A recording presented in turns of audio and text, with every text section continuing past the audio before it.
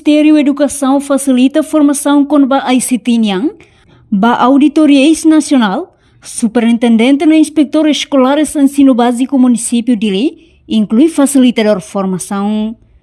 Formação na RASIC realiza esse Salão Novo Turismo Lecideira de Dili, terça-feira, né? Secretário de Estado de Ensino Secundário Geral, Domingos Lopes Lemos Hateteng, formação nela osba inspector no Auditoria Sira Deit, mas bem mosba professor Sira, também o inspeção geral hamuto com inspetor Sira, o município de Dili, facilita formação durante o Lorontolo Nilarang. Portanto, le husi formação ICT ne, atau insama bele hatene usa tecnologia, tambah ho tecnologia habelar informação lá isleu, e ha momento nebe precisa. A informação normalmente sempre halo na osba inspetor Sira ou auditor Sira bem parte do professor está te consegue halo dia for direto.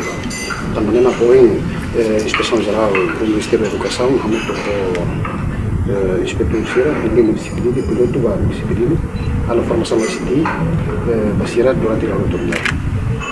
Niamos husuba participante formação atau aproveita de dia tempo durante o Lorontolo, formação ne, hodi aprende dia cliutang, konba ICT ne RASIC.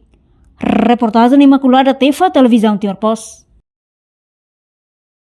Janela informação ba emogoto, atau tem informação atual dia cliu, kita haluha, haneham botão subscribe, like, halo comentário, no fahe tutang ba media sosial hotu.